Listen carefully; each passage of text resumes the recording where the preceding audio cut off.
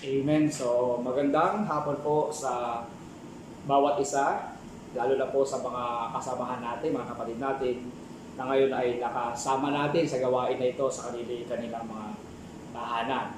Okay, nung nakaraang Miyerkules po ay inumpisahan po natin o binuksan po natin ang aklat ng Colosas at tayo po ay nag-umpisa doon sa tinatawag nating introduction to the letter to Colossians. Okay? Review po tayo ng konti. Noong nakaraang linggo ay atin po napag-usapan yung tungkol po sa author o yung may akda ng aklat ng Colossians o Colossians. Okay. So, ito po yung first imprisonment in Rome nung may akda o ng author ng Colossians na si Pablo o Apostol Pablo. Okay, meron po tayo pinag-aralan o napag-usapan na first imprisonment. Doon niya po isinulat yung aklat o yung sulat para sa mga taga-Colosas. Okay, meron po tayo napag-usapan na second imprisonment, kung saan siya po ay anticipated into execution. Okay, yung tagapaghatid po ng kanyang sulat na si Artemas o mas kilala po na si Tychicus ay pinagkakatiwalaan po ng ating apostol si Pablo na maghatid ng sulat from prison going to Colossus. Okay. Ang sulat po ni Pablo sa Colossus ay isinulat po sa Greek alphabet. Ito po ay sulat na Greek letter. Okay, Grego. At ang iglesia o simbahan po sa Colosas ay hindi po ito itinayo ni Pablo at hindi rin po siya nakarating dito. Naging concern po siya sa simbahang ito sapagkat nabalitaan niya na ang mga mananampalataya sa lugar na ito, na iglesia na ito sa Colosas ay may masidhing pananampalataya sa ating Panginoong Yesus at may mga ibang guro na nasa loob ng simbahan na may tinuturo na hindi ayon sa katuroang Kristiyano. Okay, meron silang mga iba't ibang turo, meron silang mga tinatawag na ritual na sa mga espiritu na hindi ayon sa Diyos, espiritu na against God. So isa sa mga layunin ni Pablo na sa pagkakasulat ng Colosas ay upang ituwid ang turo ng mga huwad na mga ngaral sa loob ng simbahan at itong mga masinding may pananampalataya sa ating Panginoong Hesus ay hindi maligaw kundi mabigyan ng matamang direksyon. Ang simbahan po ng Colosas ay purong hintil.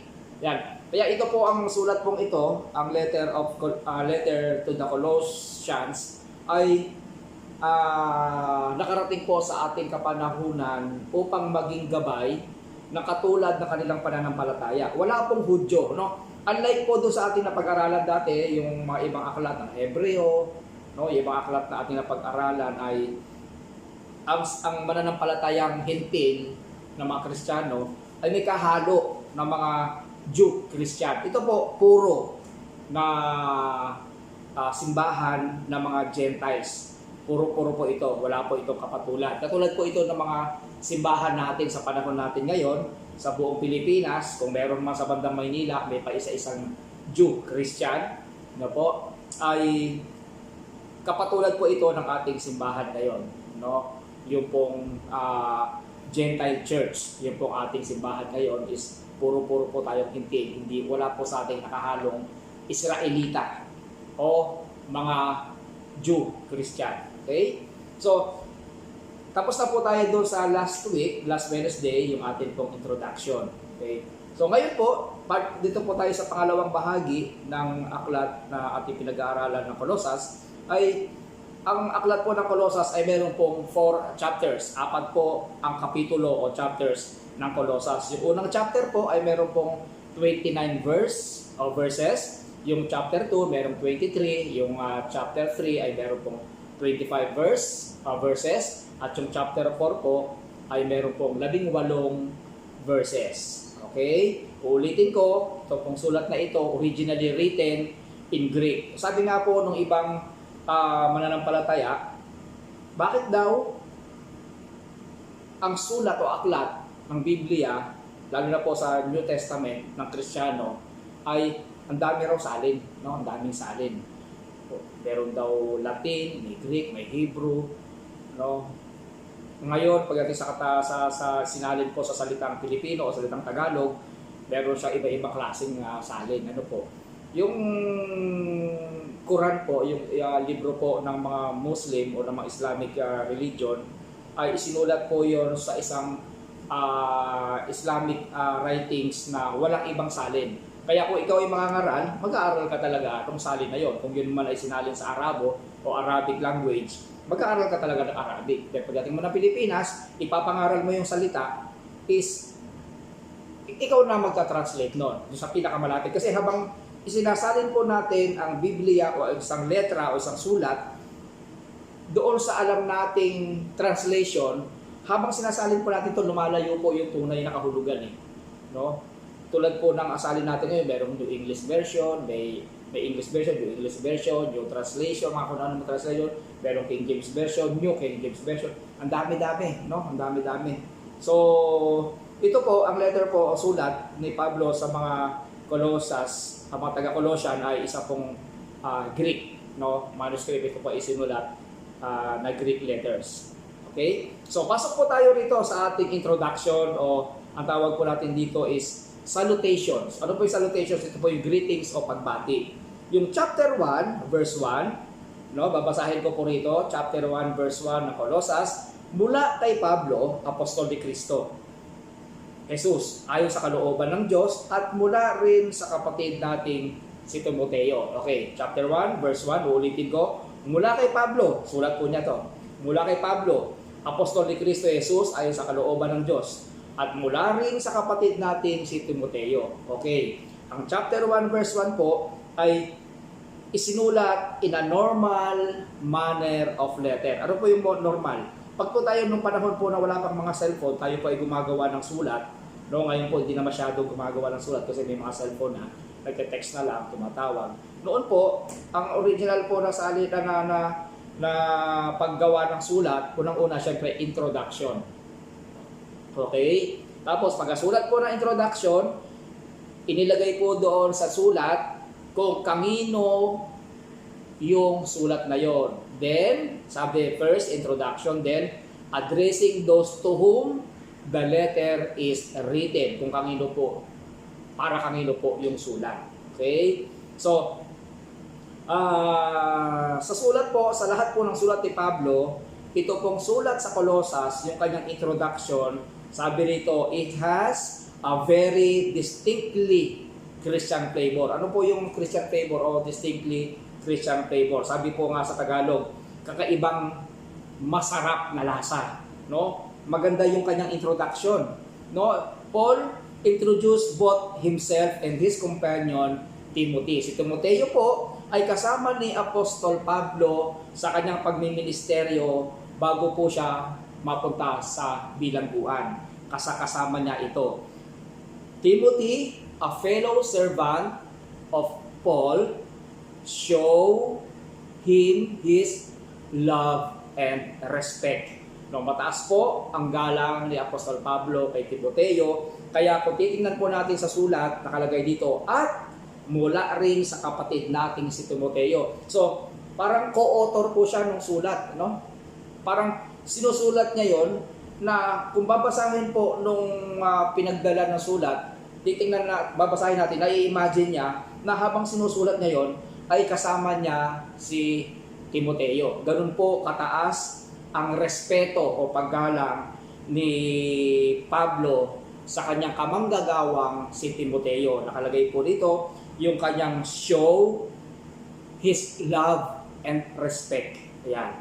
Again, Paul showed love and respect to his fellow workers. Mga kapatid, bigyan po natin ng diin yung tinatawag natin love and respect. Sa loob po ng simbahan, dapat po, kumbaga sa pagkain, bibigyan ka ng menu, o bibigyan ka ng menu. Ang nakita mong ulam na gusto mo, love. Wow, love. Masarap to. Bakit masarap? Kasi ang kanyang main ingredients is respect. So, ganun po ang mga Kristiyano. sa panahon po sa Colossus, ipinakita niya doon sa kanyang sulat kung paano niya iginagalang ang kanyang fellow minister, no? Yung kanyang pagmamahal,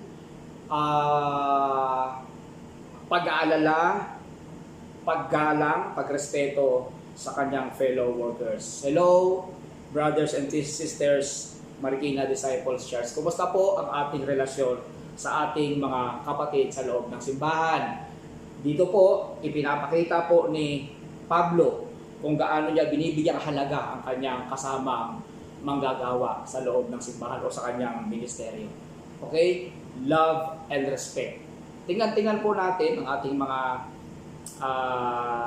buhay Kristiyano, buhay simbahan, no, o buhay ministeryo, kung tayo nga po ba ay merong pag-ibig at paggalang sa ating mga kapatid.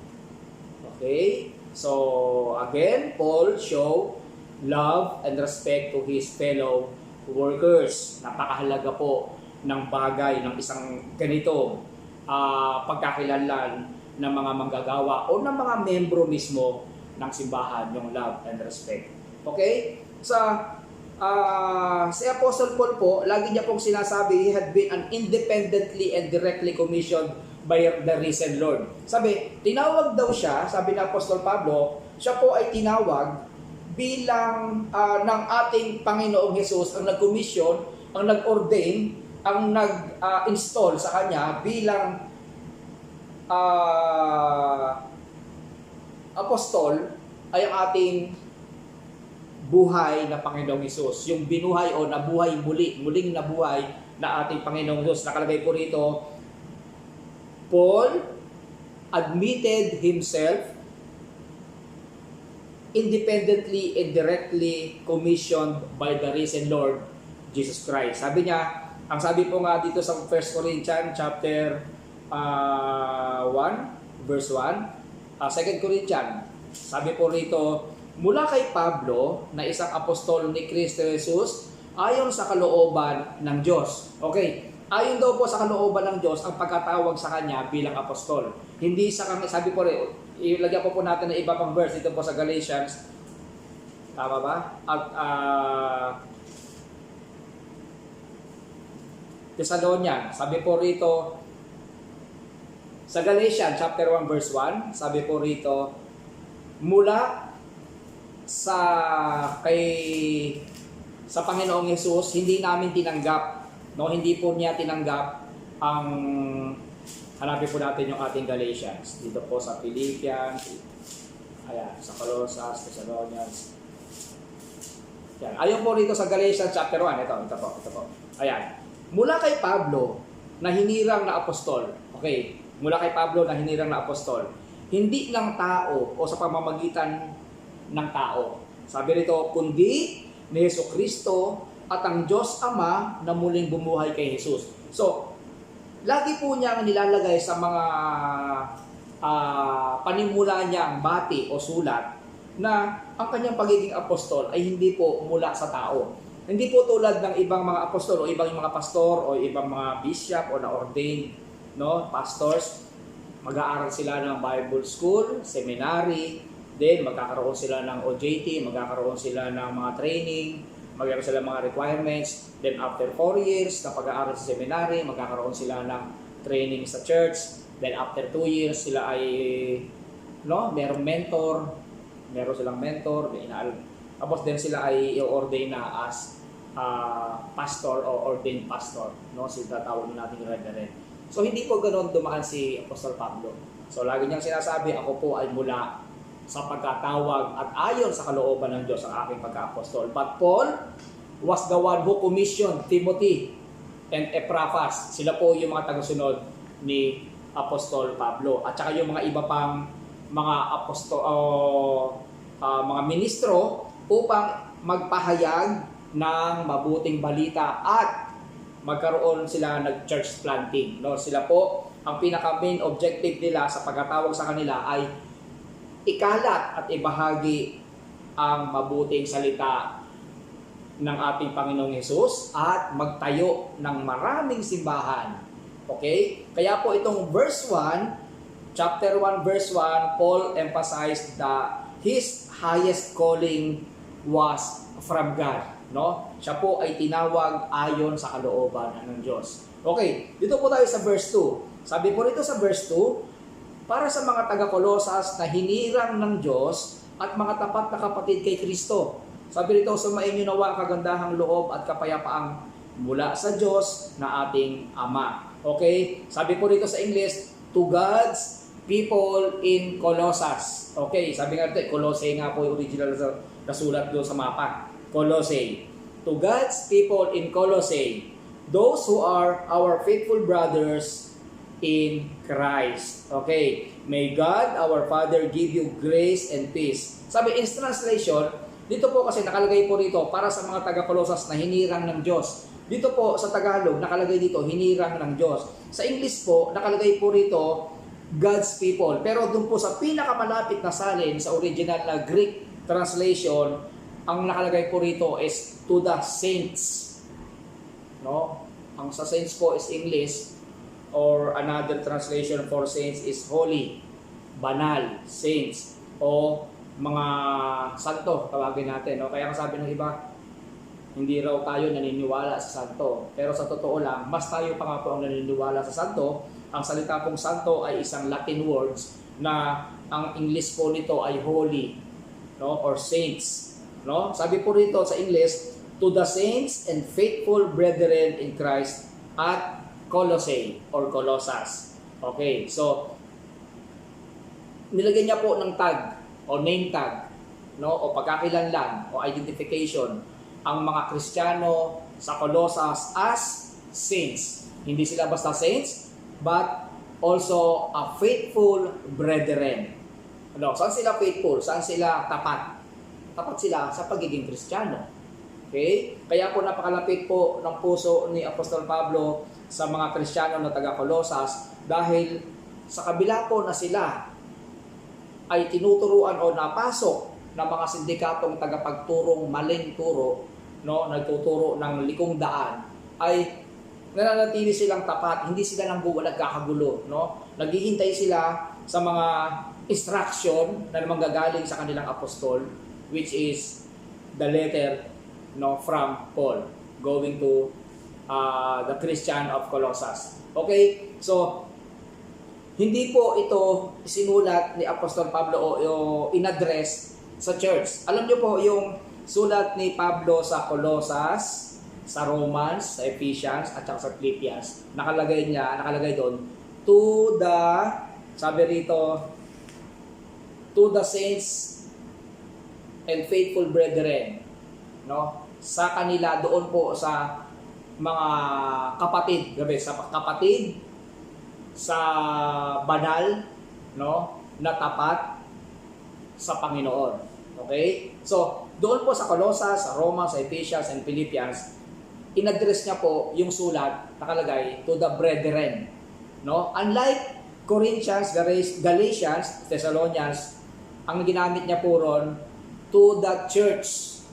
Okay. So, bakit kaya may pagkakaiba between, bakit siya brethren ang ginamit doon? Bakit dito is church? Kasi dito po, brethren is particular. Dito po, church, lahat. Okay? Kasi pag lahat, isabihin, may mas mabibigat po silang problema o dapat malaman na pangkalahatan. Okay? So, bakit po Colossians ang ginamit po ay brethren? Dahil hindi po kasama dito yung nasa loob ng simbahan na nagtuturo ng mali.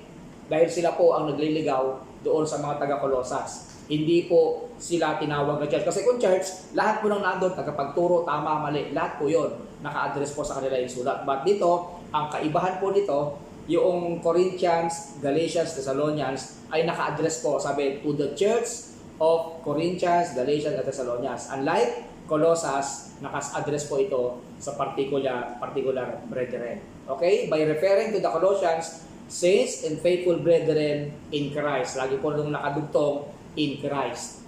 No? So sa bahag buhay po natin, lagi po natin iisipin na lahat po ng ating gagawin, iisipin, sasabihin ay sa pangalan ng ating Panginoong Jesus. Dahil po ang mga Kristiyano ay tinatakan, no po, o binansagan o kinilala as holy people of God. Kapatid, dapat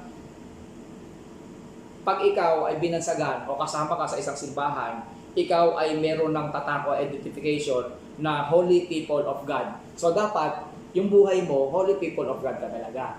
Hindi man natin naiiwasan ng pagkakasala o pagkakamali sa buhay na ito, pero hindi to the max na talagang nakikita mong sinasadyang pagkakamali. Nagkakamali tayong lahat, patuloy na nagkakasala. Ang Diyos hindi nagsasawa ng pagpapatawad. Pero tingnan po natin kung ano po yung pagkakamali at pagkakasala na ating ginagawa. Tayo po ay pinili to set apart. Yung set apart po, yun po yung meaning ng saints po doon sa original na Latin words. Ang ibig sabihin po ng set apart, inihiwalay na po tayo sa mundong ito for the service of your ministry. Kaya po tayo hiniwalay sa mundong makasalanan at tayo po ay nilagay na sa kaliwanagan upang tayo po ay maglingkod sa ministeryo ng simbahan o kung saan ka dinala. Kaya mga kapatid, kung ikaw ay nakaupo bilang o ikaw ay isang Kristiyano, titingnan mo rin kung ano ba ang development sa'yo. No? Ikaw ay hindi pa Kristiyano, ngayon Kristiyano ka na. Nung nasa loob ka ng simbahan, ano ba ang nangyayari? Napapakinabangan ka ba ng simbahan? Diba? Ikaw ba ay inspirasyon ng mga, kunyari, may edad ka na, kabataan, na i-guide ba natin yung ating mga kabataan? Nakakatulong ba tayo sa ministeryo?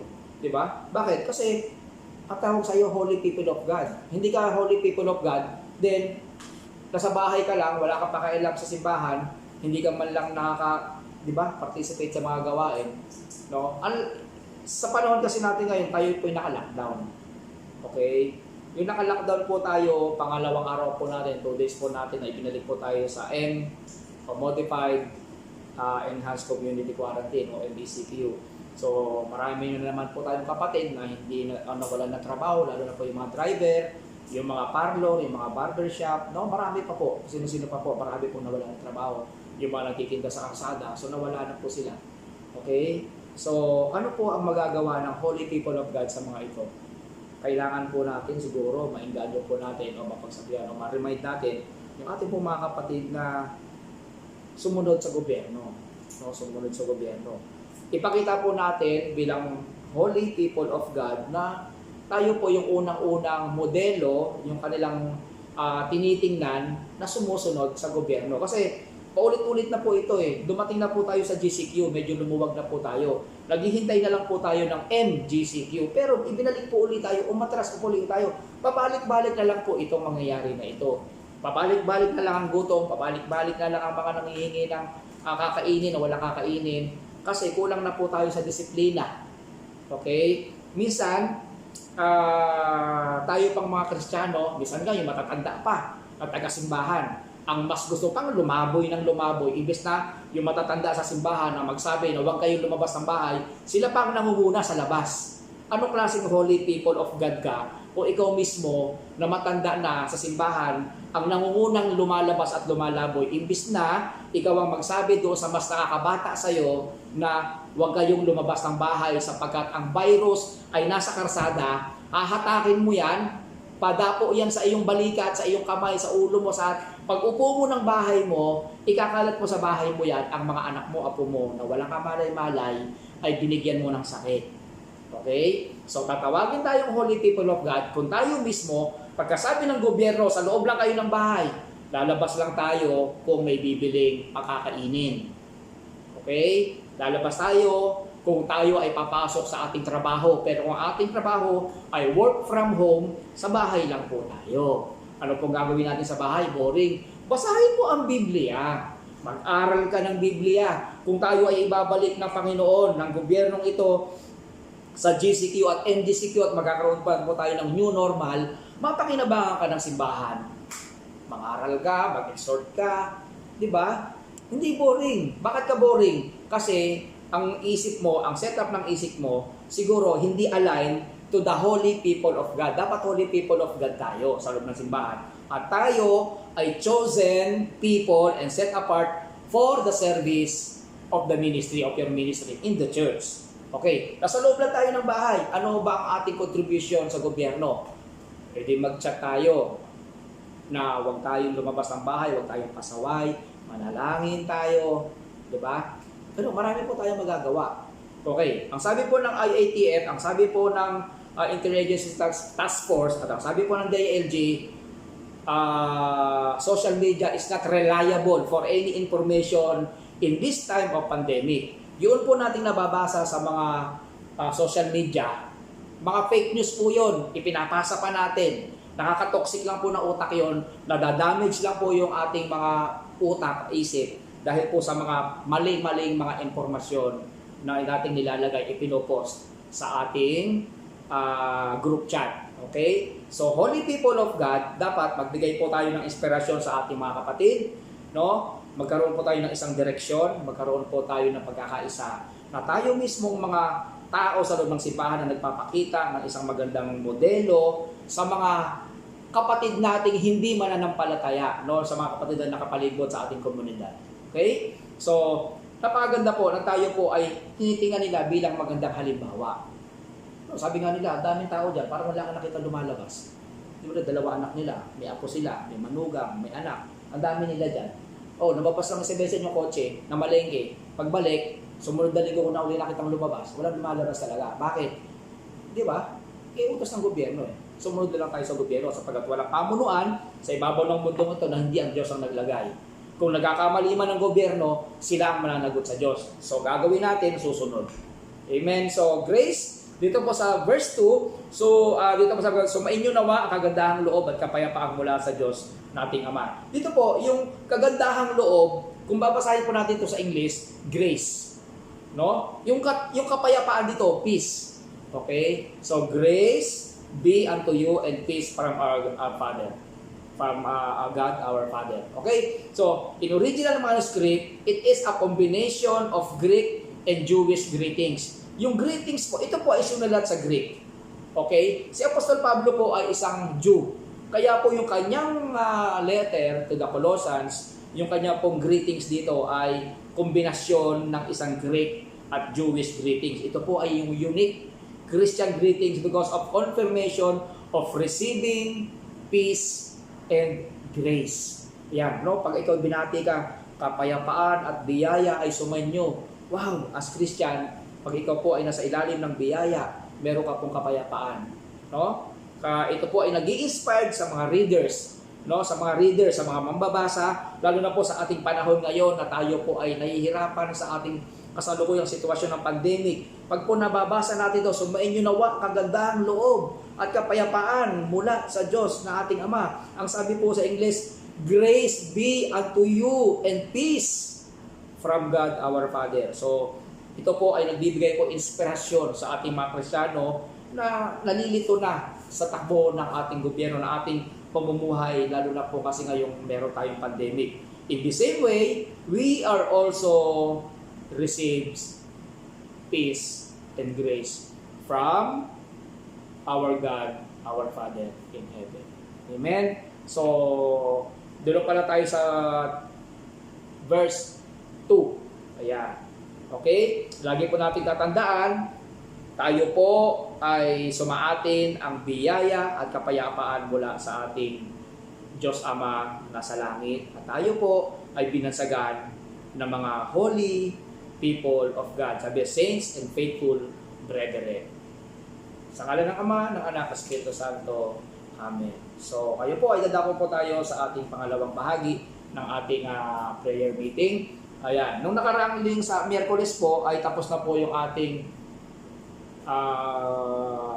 gawain. Pero may nag-chat pa po na ipanalangin sila. Although ipinapanalangin naman po natin, pero mas maganda po kasi o mas gusto po nila is pag po kasi nandito sa Facebook ay marami pong nakaka-relate at marami pong nakakarinig at naipapanalangin din po sila. Dagdag panalangin bukod po kay Pastor. Okay? So tayo pong lahat ay manalangin. Sasama po natin sa panalangin yung pong kaguluhan po sa Beirut, sa Lebanon. Marami po tayong kapatid doon o mga Pilipino. May 2 nga pong sugatan. Marami pong tinamaan ng sharpness ng mga bomba. So nakita po natin sa internet yung mga duguan na Pilipino, no? May mga pinakausap. Yung pong ABS-CBN ay may-interview sila doon na mga Pilipino na tinitingnan nila po yung bilang ng mga tinamaan o mga sugatan doon po sa gera o parang civil war yata to, no, sa Beirut, Lebanon. Okay? So tayo po ay manalangin. Yes Lord, hallelujah. Dakilang Diyos ang mga banal na mga pangyarihan sa lahat. Muli po kaming lumalapit sa iyong banal na presensya upang magpasalamat, Panginoon, sa oras na to kung saan, O Diyos, kami po ay lagi mong iniingatan. Salamat po sa walang hanggang kabutihan na patuloy naming natatanggap mula sa iyo. Panginoon, aming Ama sa Langit, Diyos na mga pangyarihan sa lahat, unang-una po, naniniwala po kami na sa oras na to ay naririnig mo po ang dalangin ito at higit sa lahat, nakikita niyo po ang iyong mga anak, higit Panginoon, sa mga bawat tahanan na ngayon ay kasama ko na sa gawain ito, O Diyos, ay nanadalangin at lumalapit sa iyong banal na pangalan. Aming Ama sa Langit, ilalapit po namin sa inyo si Violeta Agapito at saka po si Rolly Cruz, Panginoon. Ang dalawang anak mong ito, O Diyos, ay patuloy na humihiling ng kalakasan ng katawan. Ingatan niyo po sila. Higit po doon sa pandemic, sa mga virus na ito, na ngayon po ay sa lugar nila po ay may malapit na positive sa kanilang tahanan. Huwag mo po silang pababayaan, lukuban niyo po ng Banal na Espiritu ang dalawa mong anak na ito, si Violi at si Rolly, Panginoon. Ingatan mo po ang dalawang anak mong ito, huwag po silang pababayaan, bigyan mo po sila ng lakas ng katawan at patuloy niyo pong pagpalain at ipagkaloob ang pangangailangan ayon sa kanilang kailangan, Panginoon. Huwag mo sila, Panginoong, iiwan. Ang iyong pag-ibig, O Diyos, ay patuloy mo pong iparamdam sa mag-asawang ito. Salamat po, Panginoon, sa dalawang anak mong ito, kay Violi at kay Rolly, Panginoon, sapagkat hanggang sa oras na ito, O Diyos, sila po ay patuloy na mainit na nagtitiwala sa magagawa mo sa buhay nila. Higit, Panginoon, sa pag-iingat sa nakamamatay na kumakalat na virus na ito sa aming lugar. Ganon din po, Panginoon, nilalapit po namin sa inyo si Grace Masotes at ang kanyang asawa na si Ronel, Panginoon, na kung saan, O Diyos, si Ronel po ay nasa ibang lugar, sa Bicol, at ang iyong Panginoong anak ay si Grace, Panginoon, ay nag-iisa sa kanyang buhay. Huwag mo siya pababayaan. Ingatan niyo po ang mag-asawang ito. Patuloy mo po silang gabayan, samahan, at kami po ay naniniwala na magsasama po muli ang mag-asawang ito, lalo na po pagkatapos ang lockdown na ito, O Diyos. Huwag sila pababayaan, ingatan niyo po. Higit, Panginoon, ang kakalakasan ng katawan ni Grace. Patuloy mo po siyang kanlungin at samahan sa kanyang buhay sa araw-araw. Salamat po sa Masotes family. Panginoon, ang lahat po namin kapatid na nangangailangan ng kagalingan sa pangalan ni Jesus. Ikaw po, O Diyos, ang maggawad ng kalakasan ng kanilang mga katawan. Kung sino-sino man po ang iyong mga anak na ito, alam ko po na walang naililihim at walang hindi mo alam, Panginoon, higit sa mga anak mo na ngayon ay may naranasang sakit sa kanilang mga katawan. Sa pangalan ni Jesus, pagalingin niyo po at bigyan ng kagandahan, ng kalakas ng katawan ang bawat anak mo na ngayon, O Diyos, ay umaasa sa magagawa mong kagalingan sa kanilang mga katawang pisikal, Panginoon. Aming Ama sa Langit, ganoon din po, may mga kapatid kami na ngayon po ay humihingi ng dalangin upang magkaroon po sila ng mga trabaho. Panginoon, simula po nung nagkaroon ng lockdown, nung po unang ECQ namin hanggang sa oras na ito, Panginoon, ay nadadagdagan po ang mga nawawala ng hanap buhay. Panginoon, kilala niyo po ang mga anak niyong nangangailangan ng pinansyal na sa kanilang pamilya, O Diyos. Bigyan mo po sila unang-una ng kalakasan ng katawan at ang kalakasan ng katawan ito, Panginoon, ay magamit nila sa pagtatrabaho at ang trabaho ito, Panginoon, ay inihanda mo para sa iyong mga anak na nangangailangan na ito, O Diyos. Huwag mo silang pababayaan, patuloy niyo po, Panginoong, dinggin ang aming dalangin. Naniniwala po kami at kami po ay kumakabit sa mga pangako mo na sa pagtawag namin, sasagot ka, sa paglapit namin sa anumang paraan, hindi mo po kami itataboy at sa aming paghingi, ipagkakaloob niyo po sa amin ang aming mga hinihingi. Kaya naniniwala po kami sa mga kahilingan namin ito, O Diyos, sa pagpapagaling ng mga may sakit at ang mga kailangan ng hanap buhay, O Diyos, sa pangalan ni Jesus, ikaw po, Panginoon, ay magkakaloob ng mga kailangan namin ito. Aming Ama sa Langit, ganoon din po, O Diyos, ang bansang Lebanon, Panginoon, partikular nga po ang Beirut. Aming Ama sa Langit, meron po kami mga kapatid, may mga Kristiyano, may mga Pilipino po sa lugar na iyon. Ingatan niyo po ang mga kapatid namin iyon. Bigyan niyo po ng kapayapaan ang lugar na iyon ng Lebanon. Panginoon, ang mga tao po doon ay nilalang mo rin. Ang bansa pong Lebanon ay nilalang mo po. Wala pong bagay at walang tao sa bundong ito nang hindi galing sa iyo. Aming Ama sa Langit, ko anuman po ang kanilang mga sigalot, anuman po ang kanilang pinag-aawayan, Ikaw po, O Diyos, ang pumagitna sa mga kapatid namin ito, sa mga anak mong ito na taga-Lebanon, Panginoon. Maging payapa po ang lugar na ito, O Diyos. Huwag mo po silang dulutan na manatili ang kanilang galit sa kanilang mga puso, higit po sa mga namumuno, kung mga may prime minister ba o presidente, ang bayang ito, ang bansang ito, O Diyos. Sa pangalan ni Jesus, lukoban niyo po ito, O Diyos, ng tunay na kapayapaan na nagmumula sa iyo, aming Ama. Diyos na makapangyari sa lahat, na nasa langit, aming Ama. Muli po ang kapayapaan at kaligtasan ng mga anak mo, higit, O Diyos, ng mga kapatiran naming Pilipino sa lugar na iyon ng Lebanon. Salamat po, Panginoon, sapagat muli mo kaming pinakikinggan at ibinigay sa amin ang aming mga kailangan. Panginoon, nilalapit po namin sa inyo ang bayang Marikina, ang bawat baryo, bawat barangay, Panginoon, sa lugar na ito ng Marikina, ang mga kapatid namin na ngayon, O Diyos, ay nakakaranas ng lockdown, O Diyos. Aming Ama sa Langit, ingatan niyo po yung aming mga kapatid na ito. Lalo na po yung mga senior na ngayon, O Diyos, ay prone o madaling kapitan ng sakit na ito, ng virus na ito, O Diyos. Aming Ama sa Langit, lukuban niyo po ng inyong banal na Espiritu ang aming mga kapatid. Lalo na po ang aming mga kapatid na ngayon ay nangangailangan, nakagalingan o nangangailangan ng iyong proteksyon at pag-iingat, O Diyos. Aming Ama sa Langit, Diyos na makapangyarihan sa lahat, ang pag-iingat mo po ang aming pag-asa na makalayo at makaiwas sa mga viruses na ito, Panginoon. Naniniwala po kami na ang aming mga katawan ay ikaw po ang may lalang. Kaya naniniwala rin po kami na hindi niyo po dudulutan at papayagang makadapo man lang o makanti man lang ang katawan ng iyong mga anak na ikaw po ang may lalang. Kundi, O Diyos, ang bawat katawan ng iyong mga anak na ikaw ang may lalang ay pagkakalooban niyo po ng banal na Espiritu, kalakasan ng katawan at makalaban, Panginoon, sa lahat ng uri ng gawa ng kaaway sa pangalan ni Jesus. Aming Ama sa Langit, sa mga susunod pa po namin gawain, katulad po ng aming pananambahan tuwing linggo, ikaw po, O Diyos, ang magbigay ng kaayusan. Ang mga pupunta po ay limitado lang sa lahat ng mga may gagawin sa loob ng simbahan ito. Kung 5 lang po kami, ikaw po, O Diyos, ang manguna sa 5 ito. Simula po sa pagpapahayag ng salita, ng liturgies, ng tutugtog sa piano, sa hawak, Panginoon, ng monitor, ng camera, upang ma-video, Panginoon, ang gawain ito.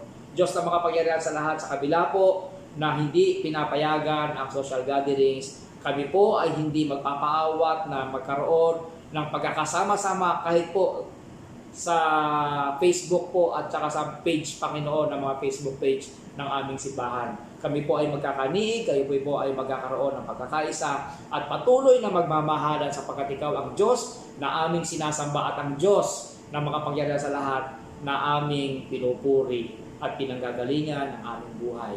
Aming Ama sa Langit, Diyos na makapangyarihan sa lahat, salamat po sa kabutihan mo, sa pagpapala at biyaya, sa pag-iingat, sa pagmamahal, sa pagkanlong mo sa amin. Yakapin niyo po kami na mahigpit, O Diyos. Hawakan niyo po na mahigpit ang aming kamay at kami po ay lumakad ayon sa iyong kalooban. Kaya muli po, O Diyos, kami po ay sama-sama na nagpupuri at sumasamba sa iyong banal, makapangyarihang pangalan. Ang biyaya ng Panginoong Hesukristo, ang pag-ibig ng Diyos, at ang pakikipisa ng iyong banal na Espiritu, sumayin niyong lahat, ngayon at magpakailanman.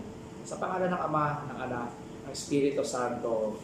Amen, Amen, Amen. Magandang hapon po sa ating lahat. Pagpalain po kayo ng ating Panginoon. Mag-iingat po kayo, huwag na po kayo nalabas ng bahay. Salamat po. Magandang gabi.